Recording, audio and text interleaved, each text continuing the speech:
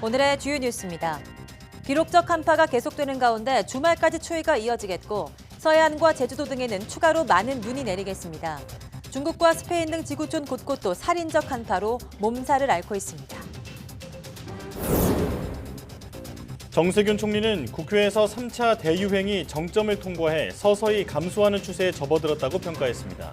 국민적 피로감과 규제 효과를 고려해 방역 수치가 호전되면 거리두기 단계 완화를 검토하겠다고 밝혔습니다.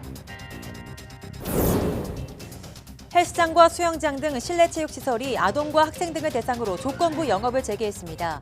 하지만 헬스업계 등 대부분은 성인이 이용하는 만큼 실익이 없다며 반발하고 있습니다.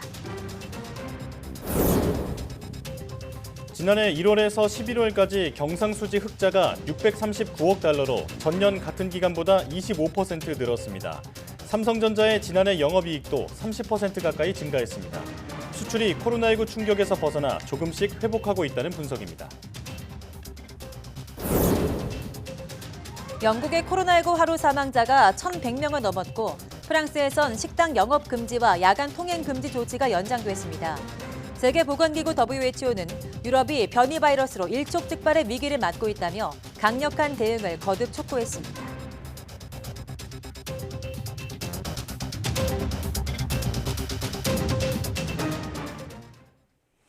여러분 안녕하십니까? 사이언스 투데이입니다. 정부는 코로나19 3차 대유행이 정점을 지나 꾸준히 감소하고 있지만 아직 위험 요인이 많아 조심스러운 국면이라고 평가했습니다. 윤태호 중앙사고수습본부 방역총괄반장은 정례 브리핑에서 코로나19 상황에 대해 환자 발생이 느리지만 지속적인 감소 추세라면서 최근 한 주간 국내 지역 발생 환자 수는 700명대 정도로 정점을 지나 감소하는 단계로 진입하는 것으로 판단하고 있다고 밝혔습니다. 주간 일평균 지역 발생 확진자는 사회적 거리두기 3단계 기준인 전국 800명에서 1000명 밑으로 내려왔습니다. 윤 반장은 다만 지역사회에서 확대된 감염 양상을 고려하면 앞으로 감소 추세는 완만하게 나타날 가능성이 높다며 겨울철이라는 계절적 요인이 여전하고 변이 바이러스 등 위험 요인도 많아서 긴장의 끈을 풀기엔 아직 조심스러운 국면이라고 말했습니다. 최근 휴대전화 이동량 자료를 분석한 결과 지난 5일 기준 휴대전화 이동량은 수도권 1,487만 건으로 일주일 전인 지난달 29일보다 2.4% 감소했고 거리두기 단계를 상향하긴 직전인 평일인 지난해 11월 17일과 비교하면 19.4% 줄었습니다. 손영래 중수본 사회전략반장은 방역 조처를 완화하기 위해서는 발생 규모를 어느 정도 줄여야 하냐는 질의에 400명에서 500명 정도 이하까지 떨어뜨릴 필요가 있다고 판단한다고 말했습니다. 코로나19 방역을 책임지고 있는 정세균 국무총리 역시 조심스럽지만 3차 대유행이 정점을 통과한 것으로 본다고 밝혔습니다. 정 총리는 국회 긴급 현안 질의에서 지난 연말을 기점으로 코로나19가 감소 추세에 왔다고 판단하느냐는 질문에 이같이 답했습니다. 특히 확진자 1명이 몇 명을 감염시키는지 보여주는 감염 재생산 지수가 1.0 수준으로 내려왔다며 앞으로 방역을 철저히 하면 안정화 추세로 갈 수 있다고 판단한다고 말했습니다. 정세균 국무총리의 말 직접 들어보겠습니다. 조심스럽습니다만은 일단은 그 피크를 통과했다. 그것은 뭐 여러 가지 이제 확진자 숫자도 있습니다만은 이제 감염 재생산 지수라는 게 있지 않습니까? R값. 예, 그 R값이 1.23 뭐 또 경우에 따라 지역에 따라서 그 이상까지 올라갔었는데 지금은 1 수준으로 내려왔기 때문에 우리가 앞으로 방역을 철저하게 잘 하면 그러면 안정화 추세로 갈 수 있다 이렇게 판단하고 있습니다. 만약에 이 수치가 방역 수치가 호전이 된다면 국민들께서 조금은 더 유연하게 생활을 하시거나 영업 활동을 하실 수 있도록 하는 것을 잘 검토해 봐야 된다는 생각인데 이것은 이제 말이 앞서가면 저는 안 된다고 생각을 합니다. 정은경 질병관리청장은 인플루엔자 유행 시작 전인 오늘 11월 전까지 코로나19 집단 면역을 형성하는 것이 목표라고 밝혔습니다. 정 청장은 국회 긴급 현안 질문에서 집단 면역은 국민의 60에서 70% 정도가 면역을 획득해야 가능한 것으로 보고 있다며 이같이 말했습니다. 그러면서 코로나19 백신은 인플루엔자와 달리 두 번 접종을 3주에서 4주 간격으로 해야 하는 특성이 있어서 접종을 완료하는 데 시간이 좀 더 걸릴 것으로 보고 있다며 다른 국가도 집단 면역 형성을 3, 4분기로 예측하고 있다고 설명했습니다. 그러면서 국민들께서 백신을 얼마나 수용하고 협조하냐가 관건이라며 소상하게 설명하는 소통이 중요한 만큼 잘 준비하겠다고 말했습니다. 국내로 입국하는 모든 외국인은 코로나19에 걸리지 않았다는 것을 증명하는 유전자 증폭검사 음성 확인서를 내야 합니다. 중대본은 항공편으로 국내에 들어오는 외국인에 대한 음성 확인서 제출 의무화 조치가 8일부터 시행된다고 밝혔습니다. 영국과 남아공 등을 중심으로 확산하고 있는 변이 바이러스의 유입을 막기 위한 조치로 항만 입국자에 대해서는 오는 15일부터 적용됩니다. 정부가 코로나19 환자를 치료하는 의료기관 간호사 처우 개선을 위해서 하루 5만 원 수당을 추가 지급하기로 했습니다. 파견 간호사와 비교해서 기존 의료기관 소속 간호사들의 처우가 크게 열악하다는 지적이 나오는 데 따른 대책입니다.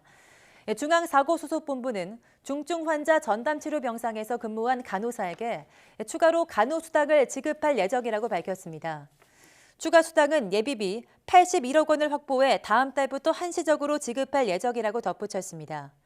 또한 코로나19 환자 수에 따라 병원에 지급하는 간호사 수당을 11일부터 기존의 3배로 올리기로 했습니다. 이 수당이 오르면 코로나19 환자를 치료하는 간호사는 야간 근무일마다 12만 원 이상을 보상받게 된다고 설명했습니다. 코로나19 백신을 신속하게 도입하고 안전하게 접종하도록 준비하는 대응 추진단이 출범했습니다. 코로나19 예방접종 대응 추진단은 정은경 질병관리청장을 단장으로 상황총괄반, 예방접종관리반, 자원관리반, 피해보상심사반 등 4개 반으로 구성됩니다. 기존 중앙방역대책본부 인력 중심의 예방접종 대응단을 범부처가 함께 참여해 지원하도록 확대 운영하는 겁니다. 코로나19 백신은 접종이 어렵고 많은 준비를 단시간에 끝내야 해서 이런 범정부 차원의 총력 지원 체계를 마련하기도 했습니다. 정 청장은 예방접종 추진단에서 준비 작업을 착실히 진행해 집단 면역을 조기에 형성할 수 있도록 하겠다고 밝혔습니다. 식품의약품안전처가 코로나19 백신과 치료제 관련 사이트를 개설했습니다. 해당 사이트에서 백신 치료제 기본 정보와 안전성과 효과성 평가 방법 등 각종 정보를 제공합니다. 또 국내에서 임상시험이 승인됐거나 허가 심사를 받고 있는 백신 치료제 정보도 볼 수 있습니다. 사이트에 접속하려면 포털에서 식품의약품안전처를 검색하면 됩니다. 영국과 프랑스 등 유럽 국가들이 코로나19 확산세가 꺾이지 않으면서 어려움을 겪고 있습니다. 이런 가운데 세계보건기구 WHO는 유럽이 감염자 수가 감당할 수 없을 상태로 폭증하기 직전 일촉즉발의 상황에 직면했다며 대응을 강화해야 한다고 밝혔습니다. 보도에 김진호 기자입니다. 영국의 코로나19 일일 신규 확진자가 52,600여 명으로 집계돼 전날보다 10,000명가량 줄었습니다. 하지만 일일 신규 사망자는 1,162명으로 전날보다 100명 이상 증가하는 등 코로나19 위기는 계속되고 있습니다.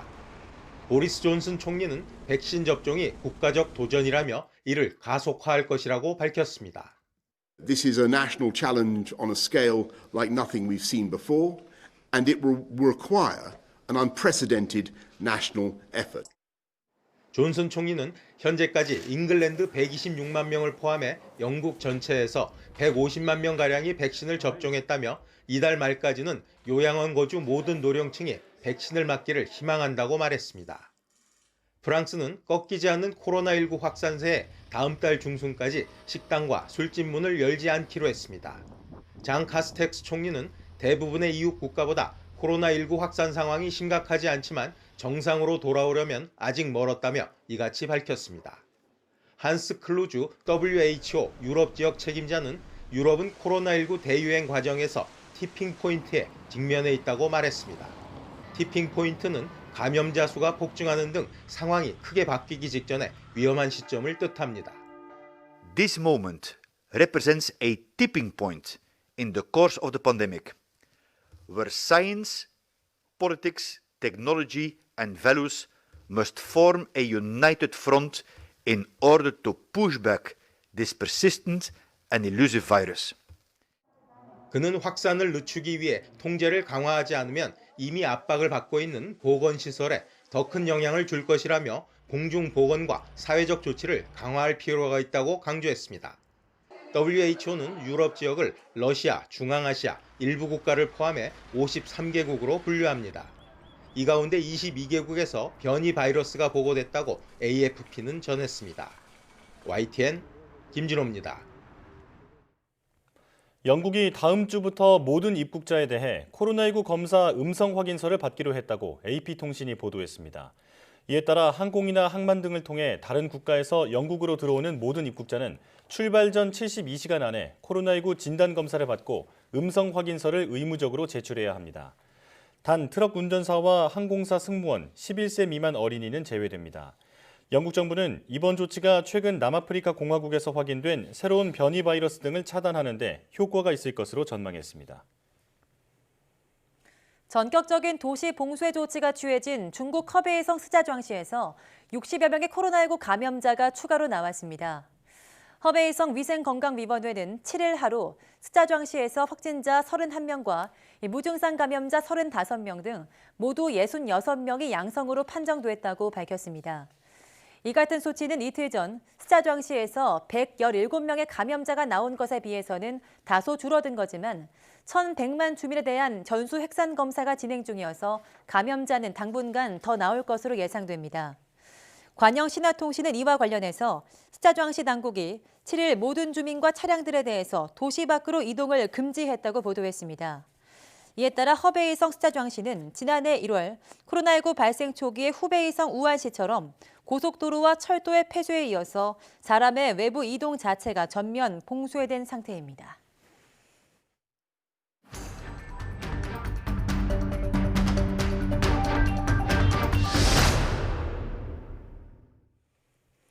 네, 코로나19 신규 환자 수가 1,000명을 밑돌면서 방역당국은 이번 대유행이 완만하게 지나가고 있는 것으로 보고 있습니다. 하지만 변이 바이러스 등 위험 요인은 남아있는데요. 코로나19 브리핑 고려대학교 역학대학 김정기 교수 전화로 연결해서 자세히 들어보겠습니다. 교수님 나와 계십니까? 네, 안녕하세요. 네. 자, 코로나19 신규 확진자가 나흘째 1,000명 아래를 기록하고 있습니다. 7일 하루에는 600명대까지 떨어졌는데요. 반가운 일이지만 한편에서는 한파로 검사 건수가 줄어든 영향이라는 분석도 있습니다. 최근 추이를 볼 때 이번 대유행이 정점은 지났다고 볼 수 있을까요? 말씀하신 대로 연사흘 1,000명 아래로 신규 확진자가 연사흘째 나오고 있거든요. 어제는 물론 600명대 신규 확진자를 보였는데 실제로 보면 진단검사 수는 크게 줄지 않은 걸로 그렇게 알려지고 있습니다. 예. 그래서 조금은 더 지켜봐야 되겠지만 일단 3차 유행의 정점은 지나지 않았나 조심스럽게 좀 생각은 하고는 있습니다. 근데 다만 최근에 실내 체육 시설이나 노래방 등 이른바 고위험 시설을 대상으로 방역 조치를 완화하려는 움직임이 있는데요. 예.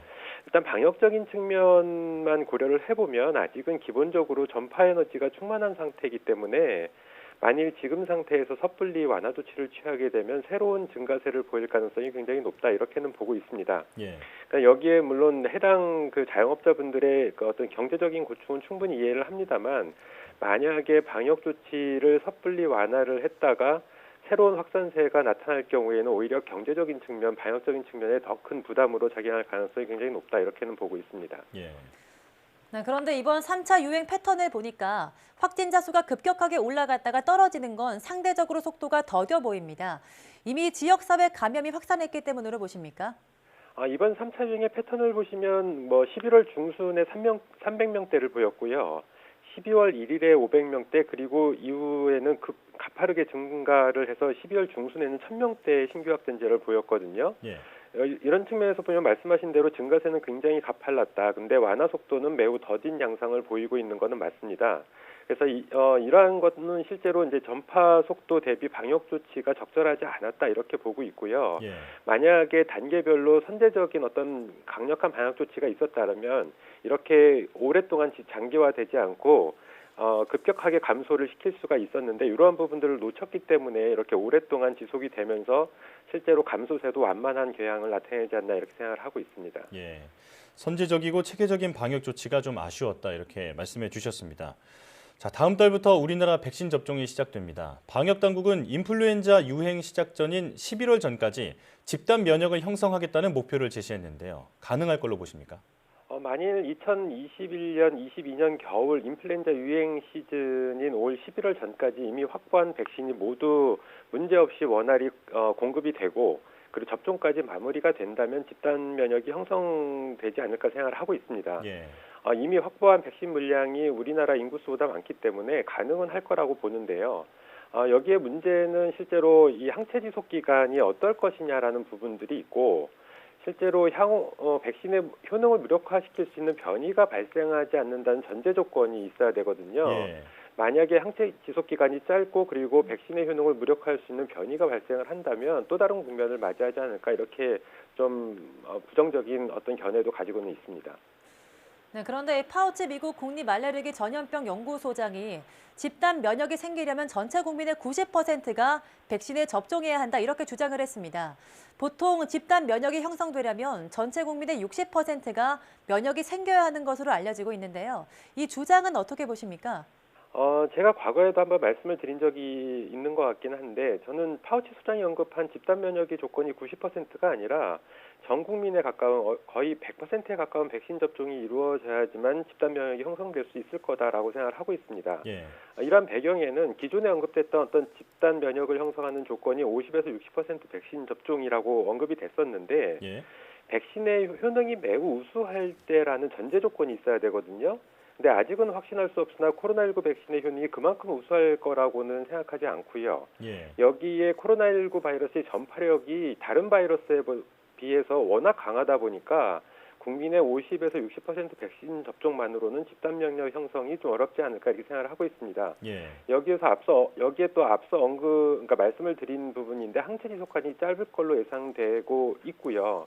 그리고 대규모 백신 접종이 이루어진다고 하면 새로운 변이 바이러스가 발생할 가능성이 굉장히 높거든요. 예. 이렇게 됐을 때 백신 효능이 낮아지는 이런 변수들이 존재하기 때문에 기본적으로 적어도 집단 면역이 형성되려면 일단은 기본적으로 100%에 가까운 어떤 접종률이 있어야 되지 않을까 이렇게 생각을 하고 있습니다. 예. 백신 효능 검증이 덜 된 상태에서는 전 국민이 일단 이 백신을 다 맞는 게 맞다고 생각을 하신다 이렇게 말씀해 주셨습니다. 해외 상황 살펴보겠습니다. 영국의 경우는 백신 접종이 이루어지고 있는데도 신규 확진자가 크게 줄지 않고 있습니다. 변이 바이러스 때문이라는 분석도 있는데 교수님께서는 어떻게 보십니까? 일단 말씀하신 변이 바이러스 부분도 가능성을 완전히 배제할 수는 없습니다. 근데 일단은 영국에서 백신 접종이 이루어지기 시작한 게 지난 12월 8일부터거든요. 예. 그래서 현재 기준으로 약 150만 명 정도가 백신 접종이 이루어졌고 더군다나 일단은 150만 명 정도라는 수치 자체가 굉장히 접종률이 낮다 이렇게 보시면 될 것 같습니다. 예. 여기에 대부분이 또 1차 접종만 이루어진 상태거든요. 그러니까 효능을 제대로 발휘할 수가 없다 이렇게 보시면 될 것 같고 특히 말씀하신 아까 변이 바이러스가 어떻게 백신 효능을 무력화시키는 그러니까 효능을 낮춰주는 그런 효과도 아직까지는 완전히 가능성을 배제할 수는 없습니다. 근데 일단 다른 부분은 차치하고 기본적으로 백신 접종률이 그리 높지 않다. 그렇기 때문에 효능을 제대로 발휘하지 못한다. 이렇게 보시면 될 것 같습니다. 예. 네, WHO 유럽 사무소에서도 변이 바이러스 확산을 우려하고 있습니다. 이 변이 바이러스가 기존 코로나19보다 전파력이 더 세다는 점에서 코로나19가 전 세계 상황이 지금보다 더 최악의 상황으로 진행될 가능성도 있다고 보십니까? 기존의 코로나19 바이러스의 전파 속도도 굉장히 빠른 편이거든요. 그래서 백신 접종 속도보다도 빠른 양상을 보였는데 아무래도 영국발 또는 남아공발 변이 바이러스의 전파 속도가 기존 바이러스보다 훨씬 더 빠르다고 평가를 받고 있습니다. 예. 그러니까 강력한 방역 조치를 취하지 않는다면 백신 접종 속도보다도 훨씬 빠르고 실제로 기존 바이러스의 전파 속도보다도 훨씬 빠르기 때문에 지금보다는 상황이 더 나빠지지 않을까 이렇게 생각을 하고 있고 그렇기 때문에 어제 WHO 유럽 사무소 책임자가 티핑 포인트라는 말을 언급했던 예. 그런 배경이 이런 이유 때문에 그렇다라고 보시면 될 것 같습니다. 예. 자, 그렇다면 현재 가장 많은 비중을 차지하고 있는 코로나19 바이러스 유형이 지금의 이 변이 바이러스로 대체될 수도 있다는 건가요? 이 병원성에 영향이 없이 전파 속도만 빠르다라고 하는 것은 실제로 그만큼 변이 바이러스가 기존 바이러스에 비해서 우점종, 즉 주류를 차지하는 바이러스가 될 가능성이 높다라고 하는 거거든요. 예. 일정 기간이 지나면 기존 바이러스의 상당 부분을 이번 변이 바이러스가 대체하지 않을까 생각을 하고 있고요. 향후에는 지금 영국발 또는 남아공발 그 변이 바이러스뿐만 아니라 향후에는 병원성이 지금보다 낮아지고 전파 속도는 더 빠른 그런 바이러스 입장에서는 어떻게 보면 현명한 바이러스가 새롭게 등장할 가능성도 있거든요. 예. 그래서 앞서 말씀드린 부분의 연장선상에서 백신의 효능까지 낮추거나 무력화시킬 수 있는 변이 바이러스가 등장을 하면서 이러한 변이 바이러스가 향후에는 우점종을 차지하지 않을까 이렇게 생각을 하고 있습니다. 이렇게 되면 독감 바이러스처럼 계절형 코로나19 바이러스가 되지 않을까 이렇게 생각을 하고 있습니다. 예. 네, 우리나라도 영국 입국자와 접촉한 일가족이 변이 바이러스에 감염된 것으로 확인되는 등 확산 우려를 좀 키우고 있습니다. 이 변이 바이러스의 국내 지역사회 전파 위험은 어느 정도라고 보십니까? 현재까지는 방역망 안에서 변이 바이러스 감염자가 나오고 있기는 합니다. 그래서 이러한 부분은 다행스러운 부분이고요. 하지만 정확한 시점까지는 예측할 수는 없으나 해외 입국자에 대한 방역 조치를 아무리 철저히 한다고 하더라도 어떻게 보면 향후에 또 그리 멀지 않은 시점에 지역사회 내에서의 어떤 변이 바이러스의 전파가 보고될 가능성은 상당히 높다 이렇게는 보고 있습니다. 예. 그렇기 때문에 방역당국에서는 물론 이러한 상황이 오지 않도록 방역 조치를 철저히는 해야 되겠지만 지금 시점부터 향후 변이 바이러스가 지역사회 내에서 발생할 경우를 대비해서 진단법 개선이나 아니면 환자가 급증할 가능성을 대비한 어떤 시나리오에 대한 대비책 마련을 시작해야 되지 않을까 이렇게 생각하고 있습니다. 예. 자, 변이 바이러스 관련해서 정부가 우선 영국발 항공편 운항 중단 조치를 연장하기로 했습니다. 이 변이 바이러스 국내 유입과 확산을 막기 위해서 교수님께서 말씀하신 대로 어떤 추가적인 조치가 필요하지 않을까요? 현재는 영국발 항공 운항 중단 조치를 취하고 있습니다만 그렇다고 영국발 또는 남아공발 변이 바이러스가 발생하고 있는 모든 국가를 대상으로 이러한 조치를 취하는 건 사실상 불가능하거든요. 그만큼 해외 입국자 관리가 상당히 중요하다 이렇게 보시면 될 것 같은데 현재는 해외 입국자분들 중에 내국인인 경우에는 자택격리를 하게 되고 3일 이내에 진단검사를 받도록 되어 있거든요. 예. 근데 잠복 감염인 경우에는 이 사이에 지역사회로의 전파가 이루어질 가능성도 완전히 배제할 수는 없습니다. 그렇기 때문에 이 부분에 대한 개선 조치를 하겠다라고 했는데 빨리 이 부분에 대한 어떤 방역 지침이 나와야만 한다라고 보고 있고요. 현재는 변이 바이러스 검사를 위해 전장주전체 검사를 진행을 하고 있는데 가능하면 빨리 변이 바이러스를 검출하는 것이 중요하거든요. 그렇기 때문에 특이적인 변이 부위만 확인해서 신속히 변이 바이러스를 구분해내는 방법들을 적용하는 것이 바람직하지 않을까. 그래서 이러한 부분들, 그러니까 변이 바이러스를 검출하는 부분들을 확대해 나가면서 어떤 변수를 차단하는 것이 가장 중요하지 않을까 이렇게 생각을 하고 있습니다. 예. 네, 확진자 수는 줄었지만 사망자 증가와 또 변이 바이러스로 안심하기는 이른 단계인 것 같습니다. 지금까지 고려대 약학대학 김정규 교수와 함께 현재 코로나19 상황에 대한 이야기 나눠봤습니다. 네, 오늘 말씀 고맙습니다. 네, 감사합니다.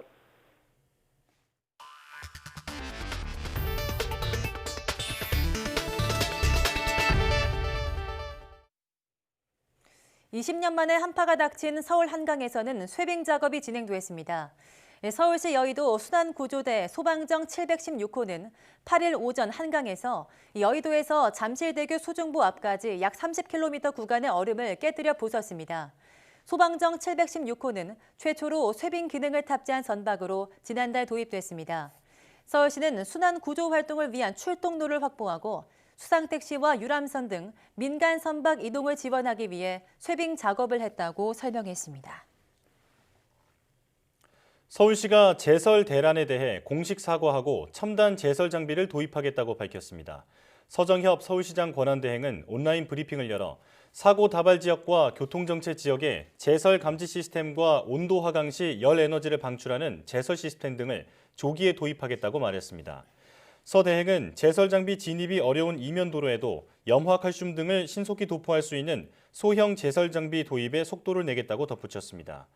서 대행은 이와 함께 기습 폭설에 3년 만에 한파까지 겹쳐 제설 작업이 제대로 이루어지지 못했다면서 큰 불편과 심려를 끼쳐 사과드린다고 말했습니다. 북극 한파가 몰아친 와중에 인천에선 3만 8천여 가구가 정전과 단수로 추위에 떨었습니다. 근처 변전소에서 난 불 때문인데 출근 시간대까지 겹치면서 주민들이 큰 불편을 겪었습니다. 김지환 기자가 보도합니다. 아직 동이 트지도 않은 어두운 새벽. 건물에서 희뿌연 연기가 쉴 새 없이 피어오릅니다. 불 꺼진 도로에는 소방차 경적 소리와 함께 불빛만 번쩍입니다.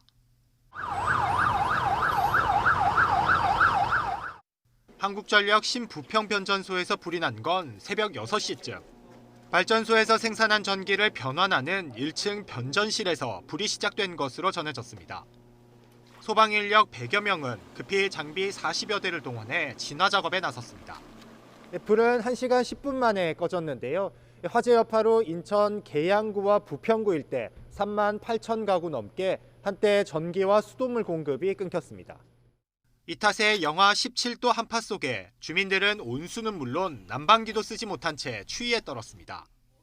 한 6시 정도 일어났어요. 근데 약간 추운 느낌이 들어서 일어났는데 전원이 꺼져 있더라고요, 다. 그래서 저희 집만 그런가요? 이거 차단기도 열어보고. 특히 출근 시간대라 제대로 씻지 못하고 나가거나 지각하는 등 큰 불편이 이어졌습니다. 헤드라이트 찾아가지고 핸드폰 후레쉬랑 헤드라이트랑 해가지고 불빛 보면서 준비하고 물이 끊겨서 1시간 동안 씻지도 못하고 준비도 못해가지고 지각했어요. 정전이 발생했다는 신고만 70여 건, 승강기에 갇혔다는 신고도 13건 접수됐습니다. 한국전력은 다른 변전소에서 전기를 끌어와 불이 난 지 1시간 40분 만에 전기 공급을 재개했습니다. 1차 조사 결과 변전실 안에 있는 변압기에서 처음 불이 붙은 것으로 파악됐습니다. 전력 공급 설비 일부에서 고장이 나서 정전이 되었고요. 원인 규명을 해봐야 되기 때문에 아직까지는 정확하게 그 원인을 알 수가 없습니다. 한전은 소방과 함께 합동 정밀 감식을 진행해 정확한 화재 원인을 파악할 방침입니다. YTN 김지환입니다. 지난해 11월 경상수지가 89억 7천만 달러, 우리 돈으로 약 9조 8천억 원 가까이 흑자를 기록하면서 7달 연속 흑자 기조를 이어갔습니다. 한국은행에 따르면 11월 경상수지 흑자 규모는 1년 전보다 50.3% 늘었습니다. 지난해 1월부터 11월 흑자 규모는 639억 4천만 달러로 2019년 같은 기간보다 556억 4천만 달러, 24.9% 많습니다. 수출이 코로나19 충격에서 벗어나 조금씩 회복하고 수입과 해외여행 등은 줄었기 때문입니다. 지난해 11월 상품 수출입 차이인 상품 수지 흑자 규모는 95억 4천만 달러로 1년 전보다 21억 5천만 달러 늘었습니다. 서비스 수지는 여전히 7억 2천만 달러 적자지만 적자 폭이 1년 전보다 11억 7천만 달러 줄었습니다. 증권 투자의 경우 주요국 증시 호조와 함께 내국인 해외 투자가 94억 1천만 달러, 외국인의 국내 증권 투자도 43억 2천만 달러 불었습니다. 삼성전자가 지난해 코로나19에도 36조 원에 육박하는 영업이익을 기록했습니다. 삼성전자는 지난해 영업이익이 2019년도보다 29.5% 늘어난 35조 9,500억 원으로 잠정 집계됐다고 밝혔습니다. 상반기에는 코로나19로 어려움을 겪었지만 3분기부터 억눌렸던 수요가 폭발하고 반도체와 스마트폰, 가전시장이 선전하면서 재작년을 뛰어넘는 실적을 거둔 것으로 분석됩니다. 지난해 4분기 매출은 재작년보다 1.87% 늘어난 61조 원, 영업이익은 25.7% 증가한 9조 원으로 집계됐습니다. 정부가 무공해 전기 수소차 구매 지원 예산을 늘리고 전기 화물차 보조금을 늘리기로 했습니다. 홍남기 부총리 겸 기획재정부 장관은 제2차 혁신성장 빅3 추진회의를 열고 반도체, 미래차, 바이오 분야 중점 추진 과제를 논의했습니다. 홍 부총리는 지난해 어려운 여건에도 이 세 분야에서는 괄목할 만한 성과를 보였다며 빠른 속도로 성장하는 세계 시장에 맞춰 적극 지원에 나서겠다고 밝혔습니다. 이에 따라 우선 전기 수소차 구매 지원 예산을 1조 4천억 원으로 32% 늘리고 특히 환경 영향이 큰 전기 화물차 지원은 2만 5천 대로 기존보다 2배 가까이 확대하기로 했습니다. 또 반도체 설계 분야 인프라를 확충해 중소벤처기업에 더 많은 기회를 주고 의료기관이 국내 우수 의료기기를 자주 접할 수 있는 시스템도 마련하겠다고 밝혔습니다. 이와 함께 올해 5천억 원 규모의 벤처펀드를 추가 조성해 빅3 산업에 투자하고 관련 인프라 조성도 적극 지원하겠다고 강조했습니다. 현대차가 애플과의 전기차 협력설에 대해서 협의 중이지만 구체적으로 결정된 사항은 없다고 밝혔습니다. 현대차 관계자는 다양한 기업으로부터 협력 요청을 받고 있으며 애플과의 협의는 초기 단계로 아직 결정된 건 없다고 말했습니다.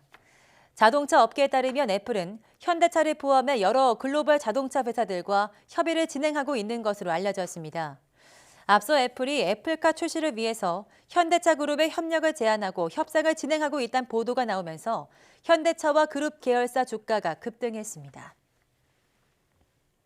하루 전만 해도 선거를 도둑맞았다며 지지 세력을 선동했다는 비판까지 받은 트럼프 미국 대통령이 갑자기 태도를 바꿔서 바이든의 승리를 처음으로 인정하고 순탄한 정권 이양을 약속했습니다. 네, 초유의 의사당 폭동 사태를 두고 책임론이 불거지면서 탄핵 요구까지 빗발치자 자세를 한껏 낮추었다는 분석입니다. 보도에 최문석 기자입니다.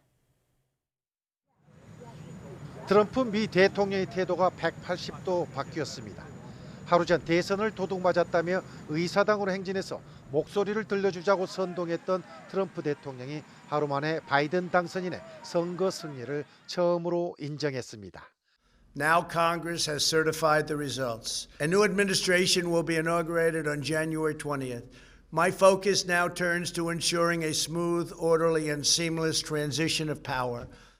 나아가 의회에 난입한 지지 세력에 대해서는 극악 무도하다는 표현까지 써가며 강한 어조로 비난했습니다. The demonstrators who infiltrated the Capitol have defiled the seat of American democracy. To those who engaged in the acts of violence and destruction, you do not represent our country. And to those who broke the law, you will pay. 지지 세력의 의회 폭동 사태로 여론이 급속도로 악화하고 자신에 대한 탄핵 요구까지 빗발치자 자세를 한껏 낮춘 것으로 해석됩니다. 앞서 민주당의 낸시 펠로시 하원 의장은 수정헌법 25조를 즉시 발동해 대통령을 몰아내줄 것을 펜스 부통령에게 촉구하고 부통령이 행동하지 않는다면 의회 차원에서 탄핵을 추진하겠다고 강조했습니다.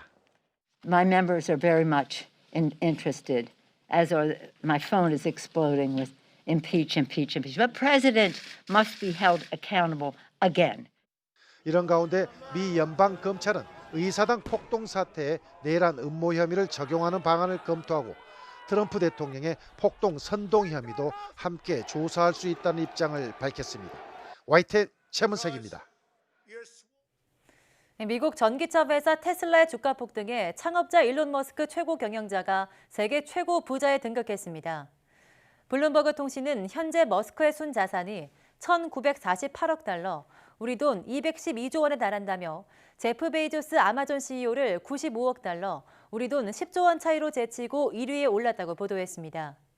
지구촌 최고 부자 타이틀이 바뀐 건 3년 3개월 만으로 지난 한 해 테슬라 주가가 743% 폭등하면서 2020년 머스크의 순 자산은 1,650억 달러, 우리 돈 180조 원으로 늘었습니다. 이에 머스크는 별일 다 있네, 다시 일이나 하자 등 짧은 반응을 자신의 트위터에 올렸습니다.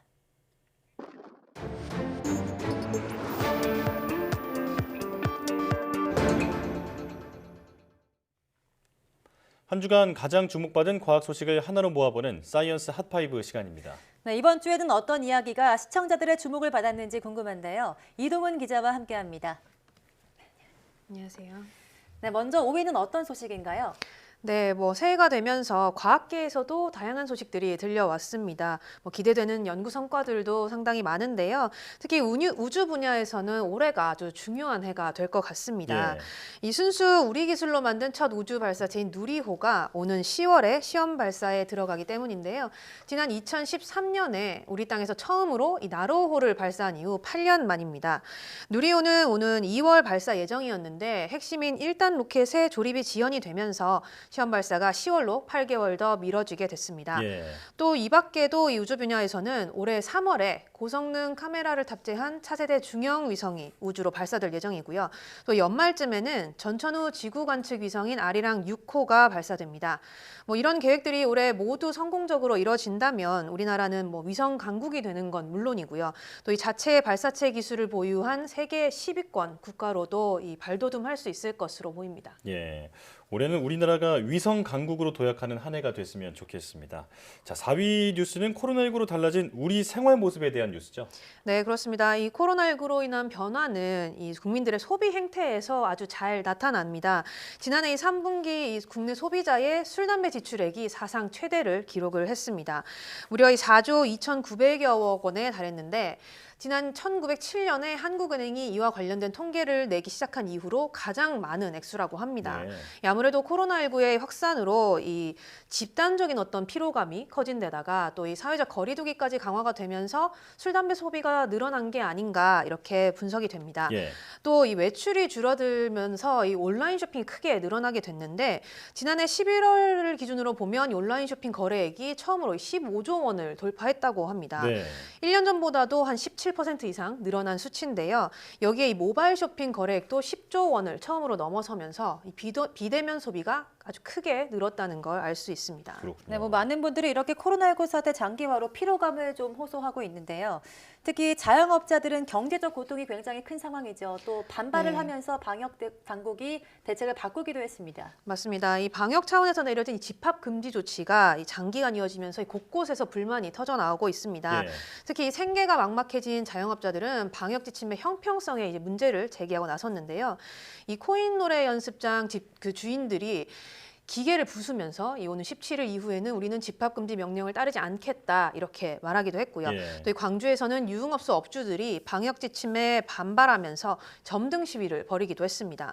식당이나 이 PC방의 경우는 현재 영업을 제한적으로 허용하고 있잖아요. 그런데 이 상대적으로 밀집도가 더 낮은데도 불구하고 이 여러 업종들을 정책적인 편의를 위해서 하나의 업종으로 묶어서 이 영업 자체를 막는다 이렇게 업주들은 주장을 하고 있습니다. 이렇게 여러 업종에서 불만이 잇따라 터져 나오니까 정부에서 방역 수칙을 일부 조정을 했는데요. 실내 체육시설의 경우는 이 아동과 학생을 대상으로만 제한적으로 운영을 허용을 했고요. 예. 또 이 수도권의 노래 연습장이나 학원 등에 대해서도 이 17일 이후에는 집합 금지 조치를 일부 허용을 하겠다 이렇게 밝혔습니다. 그런데 이렇게 뭐 방역 수칙을 만들어 놓고서 집단 반발이 일어나면 수정하는 이런 일들이 반복이 되면서 아무래도 이 정부 방역 지침에 대한 신뢰성이 떨어지지 않나 이런 지적도 나오고 있습니다. 예. 정부의 고심도 이해는 되지만 그래도 조금 더 세밀한 방역 조치를 애초에 만들었으면 어땠을까 하는 아쉬움이 남습니다. 다음 소식은 어떤 건가요? 네, 요즘 뭐 추워도 너무 춥다 이런 말이 절로 나올 정도로 한파가 매미를 떨치고 있습니다. 예. 서울 기온이 뭐 20년 만에 가장 아래로 떨어지면서 러시아 모스크바보다도 더 추웠다 이렇게 기록이 되는데 여기에 이 서울을 비롯한 서쪽 지역에는 폭설이 쏟아지면서 많은 분들이 어려움을 겪었습니다. 그런데 이렇게 갑자기 내린 눈으로 뭐 힘든 시간을 보내기도 했지만 그 와중에 또 재미있는 풍경이 연출이 되기도 했어요. 예. 이 도심에서 스키를 타는 분들이 포착이 된 건데 예. 네, 지금 보시는 것처럼 이렇게 완벽하게 스키 장비를 갖추고서 이 서울 강남에 내리막을 내려가는 이런 분들도 있었고요. 저희가 강남이군요. 네, 그렇습니다. 또 이 용산구의 한 식당에서는 사장님이 눈을 치우다 말고 올해 스키장을 못 가게 됐으니 여기서 예. 스키를 한번 타볼까 이렇게 해서 스키를 즐기셨다고 합니다. 사장님도 장비를 제대로 갖추고 계시네요. 네, 그렇습니다. 뭐 이렇게 잠시나마 이 웃음을 짓게 하는 유쾌한 모습에 시청자분들이 큰 관심을 보여주셨는데 뭐 이번 추위는 다음 주 중반쯤이면 누그러들 전망이라고 하는데요. 휴일까지는 좀 그래도 잘 대비를 하셔야 될 것 같습니다. 예. 네, 그런데 올겨울 이렇게 강력한 한파가 찾아온 이유가 있을 텐데요. 네, 그렇습니다. 뭐 우리가 이번 추위를 북극 한파, 북극발 한파 이렇게 부르잖아요. 예. 말 그대로 이번 추위는 이 북극에서 발생한 기상 현상이 한반도에 영향을 줬기 때문입니다. 이 북극에서는 찬 공기의 소용돌이가 수십일 또는 뭐 수십 년을 주기로 강해졌다가 약해지기를 되풀이하는 현상이 일어나는데 이런 현상이 북극 진동이라고 합니다. 예. 이 온난화로 인해서 이 북극 진동의 지수가 낮아지게 되는 음의 북극 진동이 일어나면 찬 공기를 가둬놨던 제트 기류도 약해지게 되는데 그러면 이렇게 갇혀있던 북극 한기가 남쪽으로 내려오게 되는 겁니다. 또 여기에 이 대기 상층부에서는 저기압이 정체하거나 또 흐름을 굉장히 느리게 유지를 하면서 대기 흐름을 방해하게 되거든요. 예. 그러면 이 영하 50도 안팎의 북극 한기가 남쪽으로 내려오게 되고요. 예. 또 이 대기 하층에서는 중국 쪽에 이 고기압 전선과 또 대기압 사이에 만들어진 통로가 생기면서 이 통로를 따라서 찬 공기가 빠르게 내려오게 됩니다. 그러면서 이 아래 위로 한파가 전국을 덮친 거죠. 그렇군요. 이 지난 여름에 역대 최장을 기록했던 이 장마 같은 경우도 북극 이상고온 현상이 한반도에 영향을 준 경우였거든요. 예. 그런데 이번에는 이례적으로 한파가 북극에서부터 몰려온 셈인 거죠. 그렇군요. 자, 냉동고의 온도가 영하 19도에서 한 20도 정도로 설정이 돼 있는데 지금 온 나라가 냉동고에 들어온 것처럼 엄청난 추위가 이어지고 있습니다. 네. 자, 노약자는 외출을 삼가시고 또 건강을 잘 챙기는 게 중요하겠습니다. 지금까지 이동훈 기자와 함께했습니다. 오늘 말씀 고맙습니다.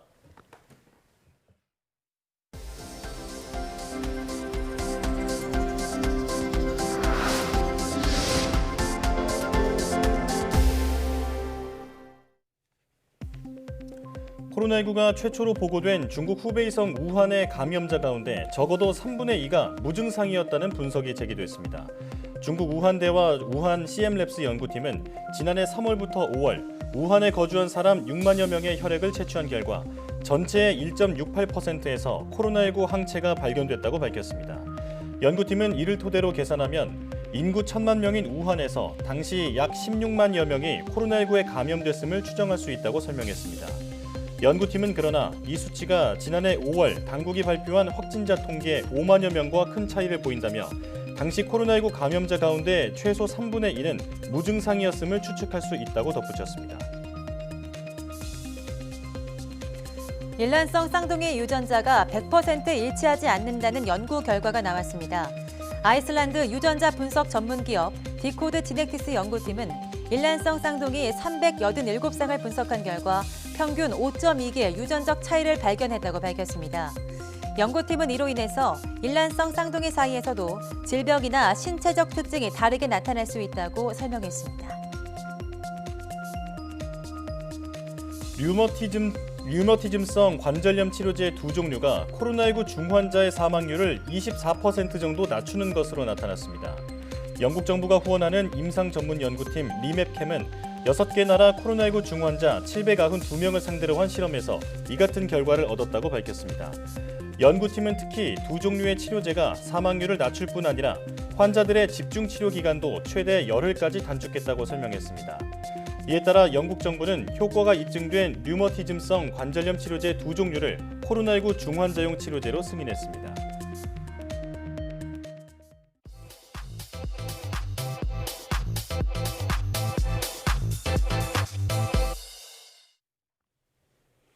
네, 과학에 대한 모든 궁금증을 풀어주는 궁금한 S 시간입니다. 식물도 동물이나 인간처럼 감정을 지닌 존재라는 학설이 꾸준히 제기되었는데요. 정말 식물도 감정이 있을까요? 그 궁금증을 지금 바로 화면으로 만나보시죠.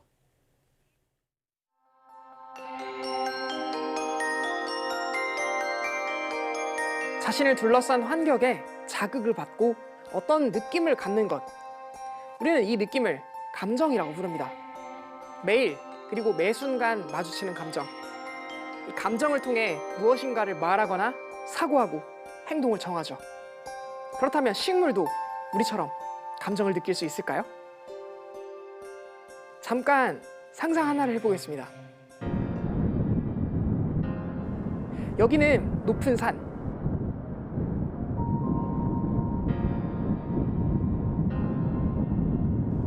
끝이 안 보이는 광활한 이곳. 앞, 뒤, 양옆 어디를 둘러봐도 눈밖에 없습니다. 가지고 있던 식량과 물은 남지 않은 상태. 배고픔을 부여지고 발걸음을 옮깁니다.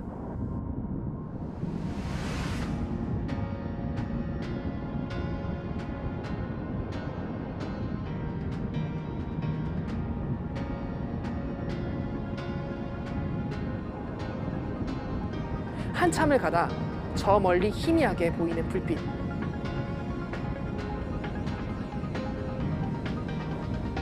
자세히 바라보니 마을이 보이는 것입니다. 이 이야기의 흐름에서 다양한 감정을 느끼셨을 텐데요. 혹독한 환경에 놓인 상황, 그리고 힘겹게 나아가다 발견한 마을. 각각의 상황을 인지하고 고립감 혹은 기쁨 등 어떤 감정을 느끼셨을 겁니다. 뇌과학에서는 감정을 포유류의 뇌에서 변연계를 중심으로 조직되는 즐겁거나 불유쾌한 마음의 상태라고 정의하는데요. 그렇다면 이러한 감정을 식물도 느낄 수 있을까요? 전부터 과학자들은 소나무 묘목 사이의 신기한 현상을 연구했습니다. 한 소나무 묘목 뿌리가 다른 소나무 묘목 뿌리로 영양분인 탄소를 전달하는 모습을 발견한 것이죠. 환경학자 수잔 시마드는 이러한 모습이 실험실이 아닌 숲에서도 일어날 것이라는 가설을 세워보았습니다. 수잔은 이 가설을 입증하기 위해 자기 방사법을 이용해 실험을 진행하였습니다. 쉽게 말해 나무들끼리 이로운 물질들을 서로 주고받는지 추적해본 것이죠. 수잔은 실험을 위해 전나무, 자작나무, 삼나무, 3종류의 나무 80그루를 키웠습니다. 모든 나무에 추정용 동위원소 이산화탄소를 주입하고 측정기를 이용해 탄소의 흐름을 추적했습니다. 그 결과 나무들끼리 영양분이 되는 탄소를 서로 공유하는 모습을 관찰했습니다. 하나의 나무가 이산화탄소를 흡수해 포도당을 합성한 뒤 그 주변의 나무들에게 탄소를 공유한 것이죠. 수자는 80그루의 모든 나무를 확인해 보았습니다. 어느 한 나무가 햇빛을 잘 못 받거나 잎사귀가 없을 때, 즉 어려운 환경에 있을 때 잘 성장하고 있는 다른 나무가 탄소를 보내주는 모습을 발견할 수 있었습니다.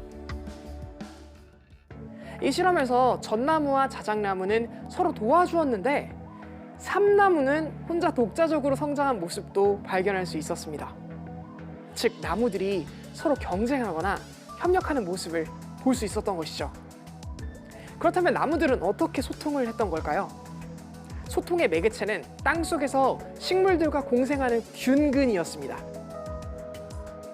균근은 식물들의 뿌리에 서식하는데요.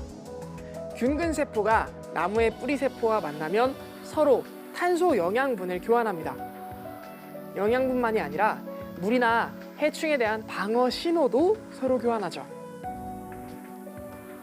어떤 실험에서는 나무끼리 서로 친구를 사귀는 모습도 볼 수 있었다고 합니다.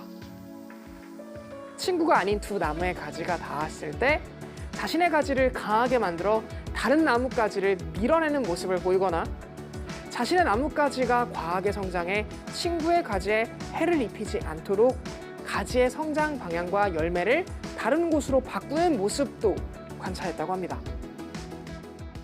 식물이 위험 신호를 서로 주고받거나 친밀한 관계나 적대적인 관계를 형성한 연구 결과들, 이 결과들을 통해 식물들이 상황을 인지하며 어떤 감정을 갖고 행동한 것이라는 확실한 결과를 낼 수 있는 것일까요? 감정을 느끼고 생각하고 행동한 것이 아니라 그저 유전자에 입력된 방식으로 반응하는 것일 수도 있지 않을까요? 이는 실제로 식물의 감정에 대한 회의론 중 하나입니다. 식물이 화학물질을 뿜거나 햇빛과 양분을 찾아 이동하는 모습은 감정과 생각을 갖고 자극에 반응해 움직이는 것처럼 보이지만 그들은 뇌나 신경세포를 갖고 있지 않기에 그저 유전자에 입력된 방식으로 사물을 감지하고 반응하는 것이다 라는 이야기이죠. 그런데 식물도 두뇌 활동을 하며 동물의 뇌와 유사한 기능을 하는 구조가 뿌리에 존재한다는 이야기가 있습니다. 이것이 바로 찰스 다윈이 주장한 루트 브레인이라는 가설입니다. 그리고 이 가설과 연관 있는 국내 연구팀의 연구 결과가 있습니다. 그동안 뿌리는 흙 속에 파묻혀 잎이 받는 빛신호에 수동적으로 반응할 것이라 생각했는데 뿌리가 햇빛을 분석하고 잎과 줄기의 생장에 영향을 주는 모습을 관찰한 것입니다. 빛을 분석했을 뿐만 아니라 다양한 외부 환경 정보를 수집하고 적절하게 반응하는 모습을 보였다고 하는데요. 이 연구 결과는 향후 루트 브레인 가설의 타당성 검증에 크게 기여할 것으로 기대하고 있다고 합니다. 오늘 궁금한 S는 식물도 감정을 느낄지 생각해보는 시간이었습니다. 식물의 감정에 대해 아직 찬반 논쟁이 있는 만큼 결과를 내기 어려운 이야기인데요. 하지만 궁금하게 여기는 것들을 과학적으로 들여다보려는 노력이 언젠가는 큰 결과를 낼 수 있지 않을까요? 그럼 궁금한 S는 여기서 인사드릴게요. 과학에 대한 궁금증이 있다면 언제든 유튜브에 사이언스 투데이를 검색해주세요. 이상 궁금한 S였습니다.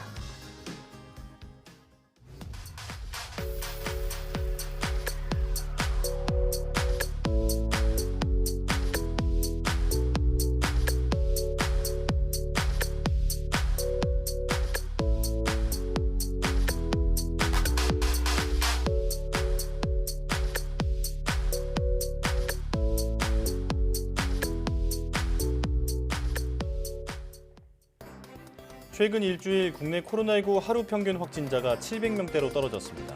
방역 당국은 지금의 방역 조처를 완화하기 위해선 400명에서 500명대까지 감소해야 한다고 밝혔는데요. 감소세가 이어질 수 있게 주말에도 방역 수칙을 잘 지켜야겠습니다. 사이언스 투데이 여기서 마칩니다. 함께해 주신 여러분 고맙습니다.